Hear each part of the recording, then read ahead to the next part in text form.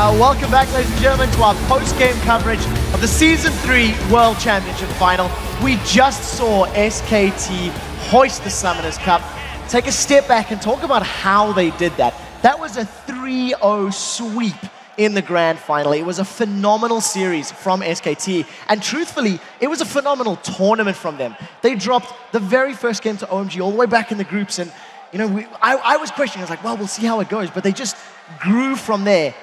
In this Grand Final, Championship Final, Royal tried something new. We've seen some picks and ban strategies from them that I like in theory, but I don't know if I think pulling out new champions with those compositions in the Championship Final against this team is the right way to do it. Before I open this up to the table, I have to highlight Piglet. I have to talk about Piglet because he once again blew my mind. An 11.4 KDA on Corki and 5-0 with 450 gold per minute. At this level of play, those statistics are phenomenal at this level of play, and you cannot stop to crown his achievements. And then Piglet was really good, but if we're going to just dissect the games, we can basically start in the jungle because both junglers were really pivotal to the performance of both teams. Bengi, again, plays really well. Synergy with Impact, synergy with Faker, mobility-centered jungling style works really well, and he plans ahead. Bengi knows what he's doing in his next 2 minutes. That guy has everything prepared. Never ever will you see Bengi walk somewhere and be like, ah, no, that's not good, Daddy. Let's turn it around. Well, lucky sometimes. All credit to him. He's in the finals as well. Good player, but not quite Bengi level because he was walking down river quite a few times, turned around, changed his mind. He was more of a band-aid jungle, trying to help out where he can. And he did look especially indecisive in that last game as well, especially with his ganks on mid. You could really tell that the synergy just wasn't quite up at the same level of SK Telecom. Yeah, you definitely have to shout out Bengi. He was a huge part to why they won the games. And I think that's also a huge part why Royal was banning Vi all 3 games, because in the scrims, they've been so scared of Bengi using that Vi and just coming to dominate the mid lane that they didn't want to let it through. Unfortunately, that meant they didn't have an answer for the Jax in the top lane, which got out of hand quick. But that wasn't even needed. I mean, if you see these Jarvan ganks coming, exactly, synchronizing any lane that's behind, hell, even Faker behind early in CS, doesn't matter. Bengi comes in, sweeps the lane, comes back again, focuses targets that lose their flash, so he keeps ganking the right targets. Really good jungler, really, really good jungler. Let's move this one on just a little bit, and I know we were discussing, like, as the game was going on, the 2v1 lane setups and basically how the team's trying to. We actually seen 2v2 matchups in the earlier games, but we did see it in that third game. What's your thoughts? The 2v1 in the third game just destroyed Royal. They started Kennen with a Doran's Blade.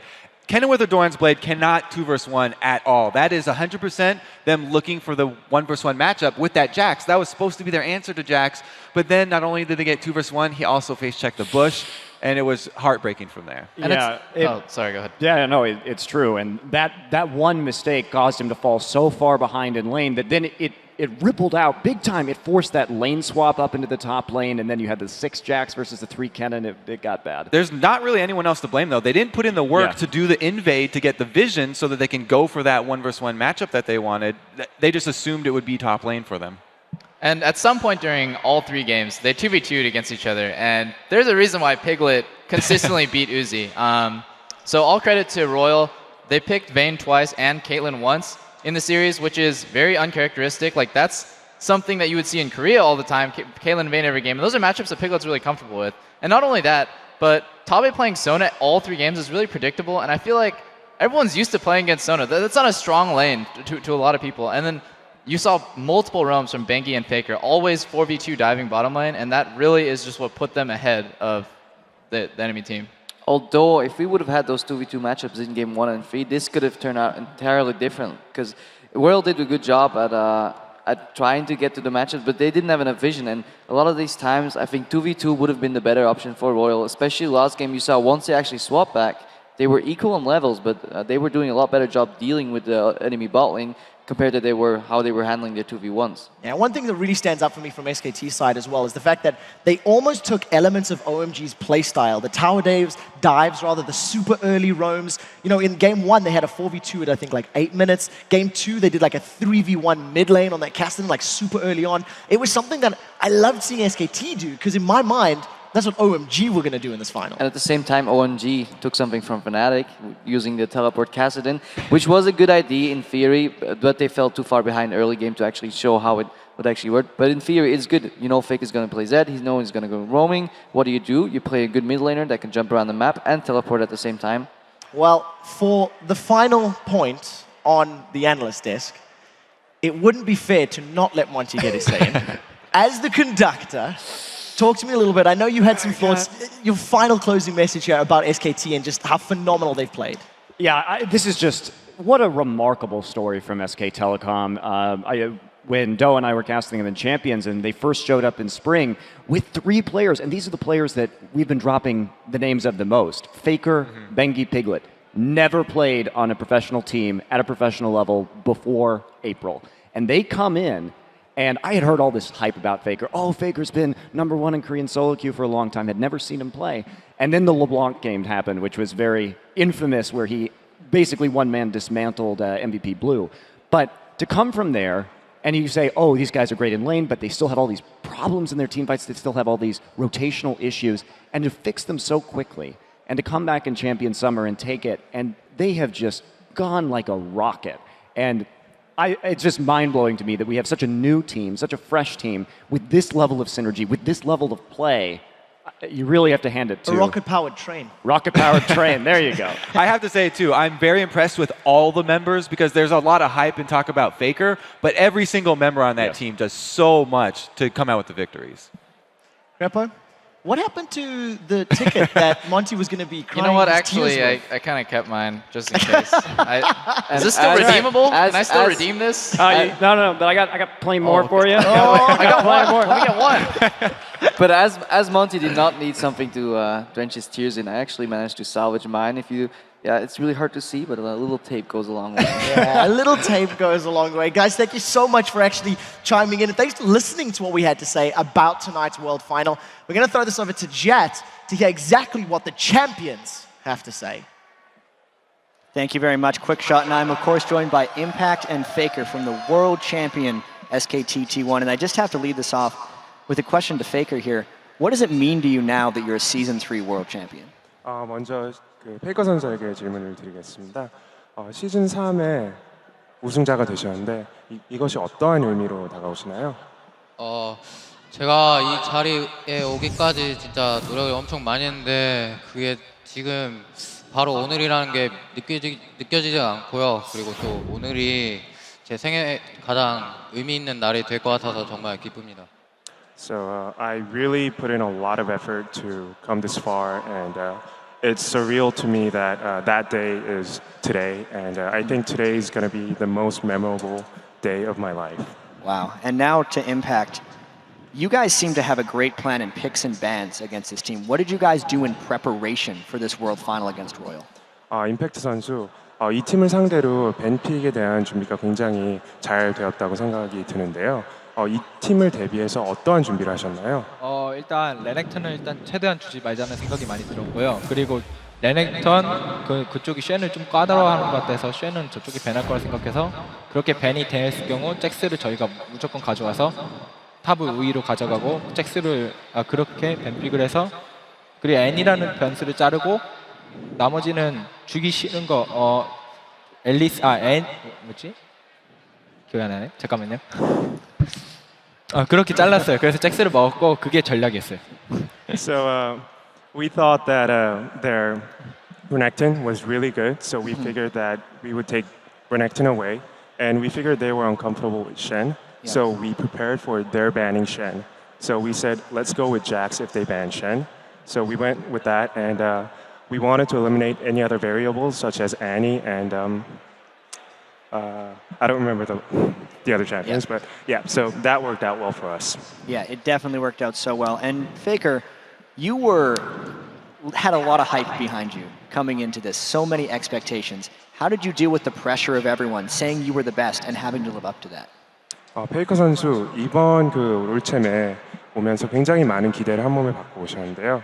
그런 수많은 팬들의 기대를 어떻게 그 중압감을 어떻게 견디셨나요?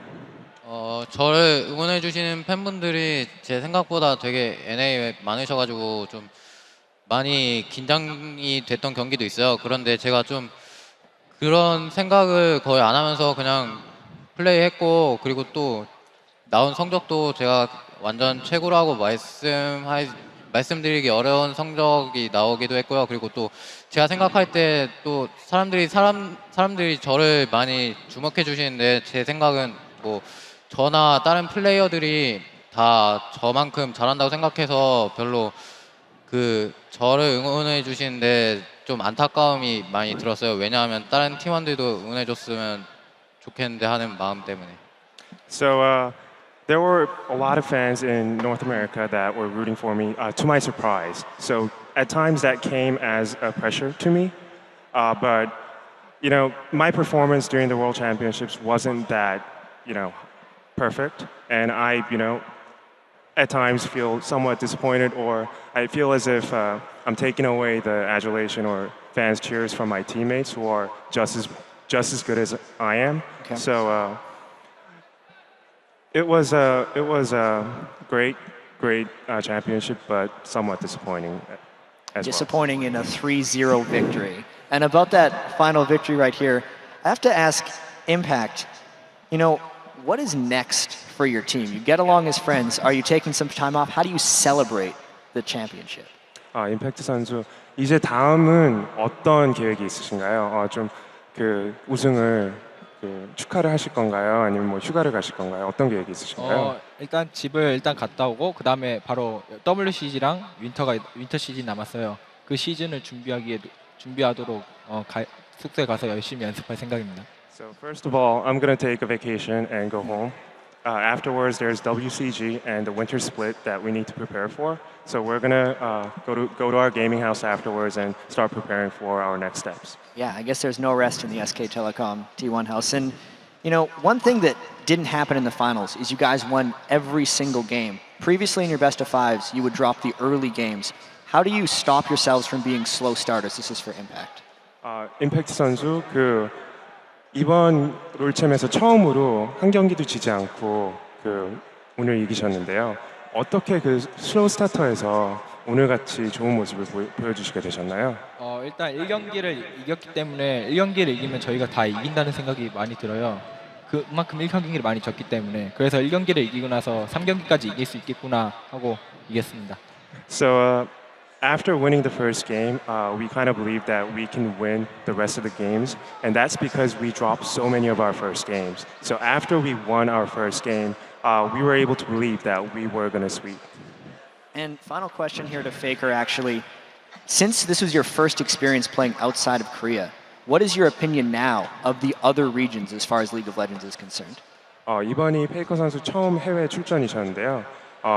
참여하신 후에 해외 팀들에 대한 평가가 어떠신가요? 참여하고 나서 정말 여기 처음 왔을 때부터 되게 저희가 좀 우승할 확률이 높다고 자만했었는데 정말 오니까 정말 월드 챔피언십에 올 만한 자격이 있는 팀들이라고 생각해요. 북미 TSM도 저희랑 연습 게임 하면서 생각보다 약하지 않고 정말 질 뻔한 경기가 되게 많았거든요. 그만큼 여기 오는 팀들이 정말 강하다고 생각해요. So when we first came to the World Championship, we kind of came in complacent, believing that we would be able to win the entire thing easily. But after a few games and scrims against teams such as TSM, who played very well and they were a lot stronger than I expected, they had many games where they almost beat us. I realized that the teams were really good, and I believe that all the teams that participate in the World Championships are they deserve their spot, and they're all strong teams. Well, thank you guys very much for the interview, and congratulations once again on being the Season 3 World Championships. But now, let's send it back to a dear friend of mine, Trevor Quickshot Henry, at the analyst desk. Thank you very much, Jad, and a phenomenal interview. We have to reiterate once again, congratulations to SK Telecom T1 for picking up that victory. Analysts and mostly gentlemen, tonight has been an unbelievable end to an epic World Championship, and I, for one, and I think everyone in the stadium was glad that you joined us for the ride. So thank you to Monte Cristo, Crepo, and Doublelift for the entire World Championship on the analyst desk. Yeah, that deserves a round of applause. Thank you for that one, guys. And then to you, the fans at home, and to the viewers and everybody tuning in from around the world, thank you so much for watching this incredible tournament. I really cannot believe that I'm actually saying this, but that does it for the League of Legends Season 3 World Championships. On behalf of the entire broadcast team, good night and thanks for watching.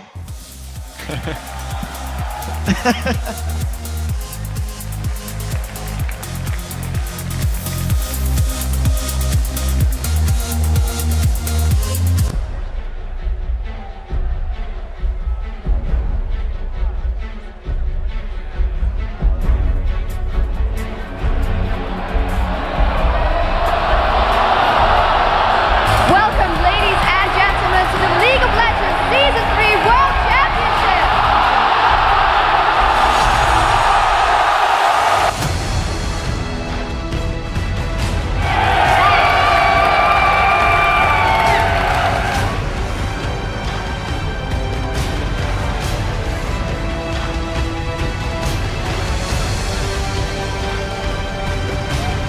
Congratulations to Natural Source.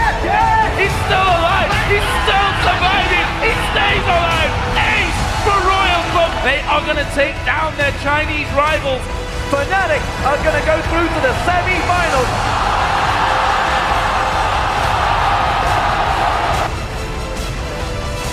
This is the final for SK Telecom T1.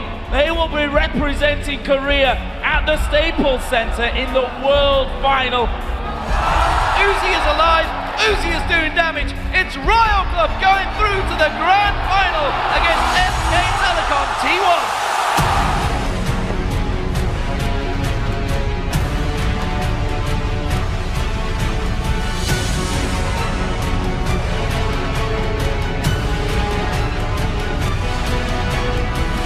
Does he manage to knock him off? Yes, he does. Surely the shockwave comes in, but it does not matter. First blood Faker. So there it is, ladies and gentlemen. Game 1 of the World Finals going to SK Telecom T1.